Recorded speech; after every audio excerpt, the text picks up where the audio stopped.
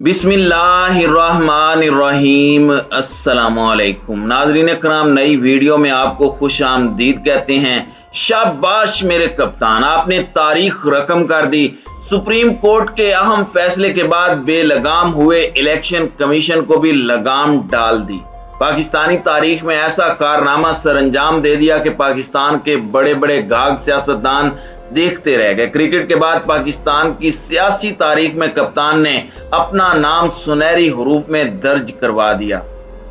Supreme court का एक बड़ा फैसला आने के बाद इमरान खान की मकबूलियत में और इजाफा हो चुका है, लेकिन यहां पर एक और बड़ा सवाल खड़ा हो गया है कि क्या सुप्रीम कोर्ट ऑफ पाकिस्तान की जानिब से जो आइन के आर्टिकल 63A की तशरीह की गई है, क्या पाकिस्तान की सियासी जमातें या फिर दीगर इदारे जैसा कि इलेक्शन कमीशन इस बात का पाबंद है कि वो सुप्रीम कोर्ट की इस तशरीह पर अमल दरामद करे। वकला के एक धड़े का कहना है कि सुप्रीम कोर्ट ने एडवाइजरी जुरिस्डिक्शन के तहत इस सदारती रेफरेंस पर राय दी है और मुतलका इदारे इस बात के पाबंद नहीं है कि वो इस पर अमल करें, जबकि दूसरे धड़े के वकला का कहना है कि चूंकि आइन की तशरीह का इख्तियार सुप्रीम कोर्ट के पास है और उन्होंने आइन के इस आर्टिकल की जो तशरीह की है और जो राय दी है उस पर तमाम इदारे अमल दरामद करने के पाबंद हैं। साबिक अटार्नी जनरल इरफान कादिर का कहना है कि सुप्रीम कोर्ट ने सदर के रेफरेंस पर एडवाइस देते हुए पाकिस्तान की आइन में ही तरमीम कर दी है, जिसका इख्तियार सुप्रीम कोर्ट के पास नहीं है। सुप्रीम कोर्ट ने अपनी राय में कहा है कि मुनहरिफ अरकान के वोट शुमार नहीं किए जाएंगे, जबकि आईने पाकिस्तान के आर्टिकल 95 के तहत कोई भी मुनहरिफ रुकन ना सिर्फ वोट डाल सकता है बल्कि उसका वोट शुमार भी होगा। उन्होंने कहा कि मुल्की आइन सबसे मुकद्दम है और जब मुल्की आइन में किसी भी मुनहरिफ रुकन को वोट डालने से नहीं रोका तो सुप्रीम कोर्ट ऐसा कैसे कर सकती है। इरफान कादिर का कहना था कि आइन में तरमीम के लिए पार्लियामेंट में 2/3 अक्सरियत की जरूरत होती है, लेकिन यहाँ पर तो 3 जजों ने सदारती रेफरेंस पर राय देकर इसमें तरमीम कर दी।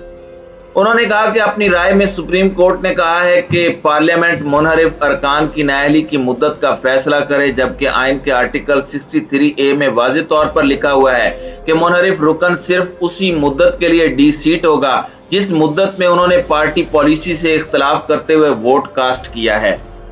उनका कहना था कि सुप्रीम कोर्ट ने यह राय दी है जिसको तस्लीम करना या ना करना हुकूमत पर मुनहसर है। उन्होंने कहा कि अगर वजीर आजम सुप्रीम कोर्ट की यह राय वफाकी काबीना के सामने रखते हैं और वफाकी काबीना सुप्रीम कोर्ट की इस राय को तस्लीम नहीं करती तो वफाकी काबीना का फैसला ज्यादा अहमियत का हामिल होगा। उन्होंने कहा कि अगर सुप्रीम कोर्ट की इस राय को तस्लीम कर लिया जाए तो फिर आइन का आर्टिकल 63A बेमानी होकर रह जाएगा। इरफान कादिर का कहना था कि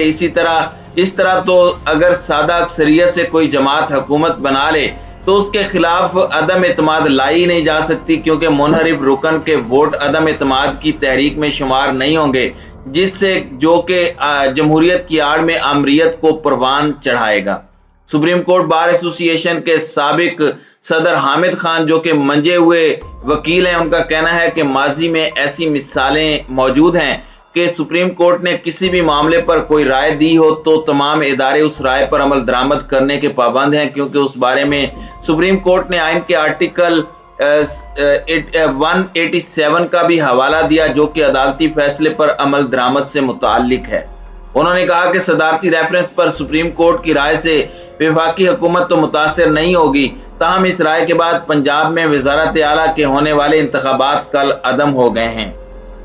उन्होंने कहा कि सुप्रीम कोर्ट की इस राय के बाद पंजाब में वजारत आला के इंतखाबात दोबारा होंगे। हामिद खान का कहना था कि गवर्नर पंजाब वजारत आला के ओहदे के लिए दोबारा इंतखाबात के बारे में कह सकते हैं। मौजूदा कवानीन के तहत किसी भी हुकूमत के खिलाफ अपोजिशन तहरीक अदम एतमाद ला सकती है और ऐसी सूरत में तमाम अरकान के वोट शुमार होंगे, जिसके बाद यह तहरीक कामयाब या नाकाम हो सकती है। मगर इस तरमीम के बाद बज़ाहिर ऐसा दिखाई देता है कि अब किसी सादा अक्सरियत वाली हुकूमत के खिलाफ अदम एतमाद की तहरीक नहीं लाई जा सकेगी, क्योंकि मुनहरिफ अरकान के वोट शुमार नहीं होंगे। इस पर माहिर कानून दान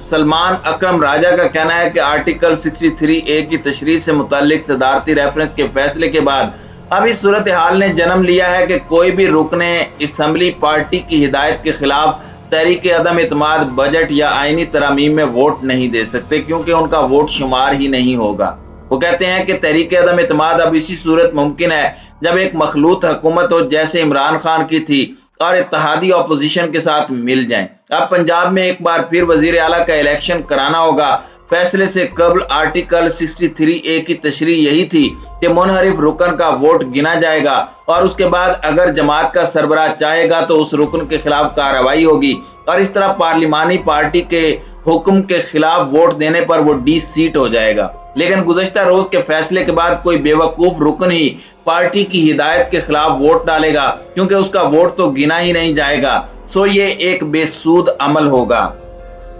ناظرین اکرام، اس نئی بحث چھڑنے کے بعد کہ کیا آیا سپریم کورٹ پاکستان کے اس فیصلے پر عمل درآمد حکومت کرے گی یا نہیں، قانون دانوں نے معاملات کو الجھانے کی کوشش کی ہے، لیکن سپریم کورٹ آف پاکستان کے اس فیصلے کے بعد الیکشن کمیشن کی جانب سے پنگا کرنے کے بارے میں کچھ اطلاعات مل رہی تھی، لیکن اب الیکشن کمیشن نے بھی اس معاملے کو ہمیشہ کے لیے بند کر دیا ہے کیونکہ سپریم کورٹ سے بڑا الیکشن کمیشن ہو نہیں سکتا۔ جس طرح سے حالیہ دنوں میں الیکشن کمیشن جانبداری کا مظاہرہ کرتے ہوئے نون لیگ کی بی ٹیم بنا ہوا ہے، اس کے بعد عمران خان نے انتہائی زبردست وار کر کے ان کے بھی ہوش ٹھکانے لگا دیے ہیں۔ اس وقت پاکستان کے وہ ادارے جو کہ نون لیگ کے ساتھ مل کر پاکستان کو نقصان پہنچانے کی کوشش کر رہے تھے، یہ معاملات کافی حد تک کنٹرول ہو جائیں گے۔ لیکن افسوسناک بات یہ ہے کہ اگر یہ فیصلہ سپریم کورٹ آف پاکستان کی جانب سے پہلے دے دیا جاتا تو اس نہج پر حالات نہ پہنچتے اور پھر معاملات خراب نہ ہوتے۔ لیکن ناظرین،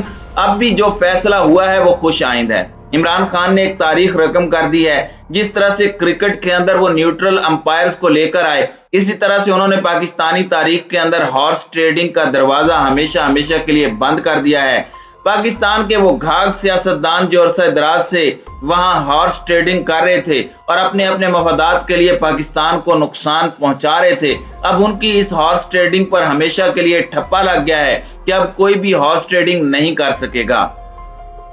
اس تمام صورتحال کے اندر حمزہ شہباز کی حکومت ختم ہو چکی ہے۔ حمزہ شہباز تو وزیر اعلیٰ نہیں رہے، لیکن اس کے ساتھ ہی نون لیگ کو ایک اور بڑا جھٹکا لگا ہے۔ وہ جھٹکا یہ ہے کہ اثاثہ جات ریفرنس میں احتساب عدالت کے جج محمد بشیر نے اثاثہ جات ریفرنس میں سابق وزیر خزانہ اسحاق ڈار کے دوبارہ دائمی وارنٹ گرفتاری جاری کرتے ہوئے فیصلہ جاری کر دیا ہے۔ عدالت نے حکم جاری کیا ہے کہ اسحاق ڈار کی گرفتاری تک کارروائی آگے نہیں بڑھے گی۔ احتساب عدالت نے سماعت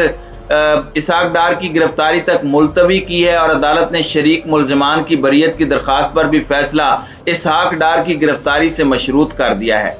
ناظرین اکرام، خیال رہے کہ شریک ملزمان نیب ترمیمی آرڈیننس کے تحت ریفرنس کو دوبارہ چیلنج کیا تھا، لیکن نون لیگ کے لیے یہ ایک بڑا جھٹکا ہے اور اس کے ساتھ ہی ہواؤں کے رخ تبدیل ہونے کی بھی یہ نوید ہے کہ اب نون لیگ کے گرد گھیرا تنگ ہونا شروع ہو گیا ہے۔ جس طرح سے اب ہواؤں کے رخ تبدیل ہو رہے ہیں اور وہ نون لیگ جو گزشتہ چند گھنٹوں میں سیاسی طور پر میدان میں ڈٹی ہوئی تھی، اب ان کے تمام مورے اڑتے جا رہے ہیں۔ ہو سکتا ہے کہ آئندہ چند دنوں میں نواز شریف کے خلاف بھی کچھ فیصلے آ جائیں اور شہباز شریف اور حمزہ شہباز پر بھی فرد جرم عائد کر دی جائے، کیونکہ تحریک انصاف نے منی لانڈرنگ کیس میں FIA کے ڈائریکٹر کی جانب سے دستبرداری کے بعد خود فریق بننے کا اعلان کیا تھا۔ اب اس کے بعد شہباز شریف اور حمزہ شہباز کے لیے معاملات کافی زیادہ خراب ہونے والے ہیں اور ممکنہ طور پر آنے والے عرصے میں ان پر فرد جرم عائد کر دی جائے اور کچھ عرصے کے بعد وہ جیل کی سلاخوں کے پیچھے نظر آئیں۔